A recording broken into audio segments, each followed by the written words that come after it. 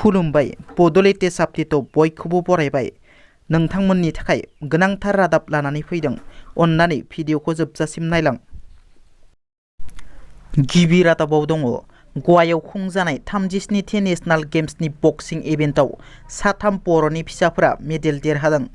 National games 2023 गवायाव आसामनि जानानै गेलेनायाव बर'नि फिसा अंकुसिता बर'आ बक्सिं इभेन्टआव 66 केजि केटेगरियाव सनानि मेडेल, फैलाव बसुमतारिया 75 केजि केटेगरियाव ब्रन्ज मेडेल आरो खाम्फि बर'आ 50 केजि केटेगरियाव ब्रन्ज मेडेल देरहानो हानानै आसामजों लोगोसे बर' हारियाव गोग्गानाय लाबोनो हादों।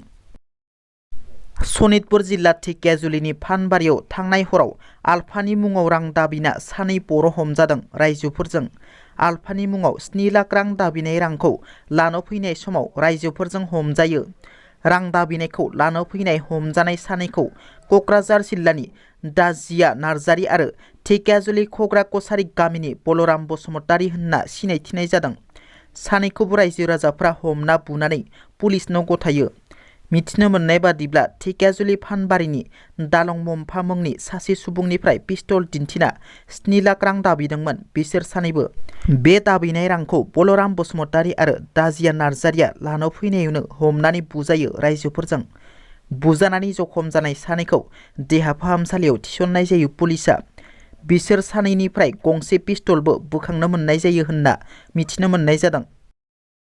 बाक्सा जिल्लानि सानजा कालपानियाव थिर जुवानि हेंथायै पुलिसनि गोख्रों एक्सन। गबरथना पुलिसनि नायबिजिरनायाव साथाम जुवारि एरेस्ट जायो।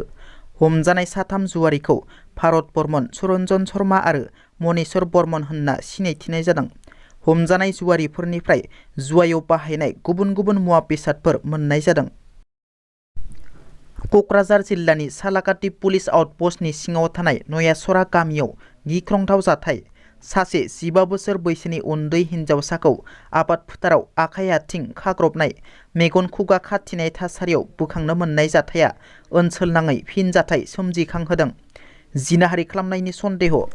दिनै फुंनि 8 रिंगासो समाव क'क्राझारनि नयासरा गामिनि दुब्लिनिफ्राय 15 बोसोर बैसोनि सासे हिन्जावसाखौ आथिं आखाइ खाग्रबनाय, मेगन खुगा खाथिनानै गालांनायखौ ओनसोलनि थागिबिफोरा बोखाङो। बोलि जानांनाय हिन्जावसाया फोरमायनाय बादिब्ला सालाकाटि पुलिस आउटपस्टनि सिङाव थानाय जरेगावनि सामिनुल इस्लाम मुंनि सासे दुथाङा 4 लोगोआव लाफानानै थांनाय हराव न'निफ्राय बोखांना लाबोनानै जिनाहारि खालामनानै आखाइ आथिं खाग्रबनानै खुगा मेगन खाथिनानै गालाङो होनना फोरमायो हिन्जावसाया। बे जाथायनि सायाव क'क्राझार पुलिस बिफाना संदाननायखौ जागायबाय, नाथाय दायनिगिरि दुथांफोरखौ दासिमबो हमनो हायाखै। ओनसोलनि थागिबिफोरा उन्दै हिन्जावसाखौ बोखांनानै गुदि फाहामथाय होनानै सालाकाटि पुलिसनो खौरां हरो। उनाव पुलिसनि हान्जाया जाथायथिलियाव नुजाथिहैनानै हिन्जावसाखौ बोखाङो आरो फाहामथायनि थाखाय क'क्राझारसिम लाबोनाय जायो। दिनैनि रादाबा एसेनोसै। नोंथांमोना जुदि आंनि भिडिअखौ नायनानै मोजां मोनदोंब्ला अन्नानै लाइक, शेयार आरो साबस्क्राइब खालामनो दाबाव। गोजोन्थों।